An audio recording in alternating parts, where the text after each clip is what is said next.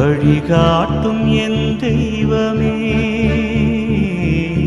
துணையாக எனில் வாருமே. நதி மீது அலைந்தாடும் மகள் போலவே கதி ஏதும் தெரிய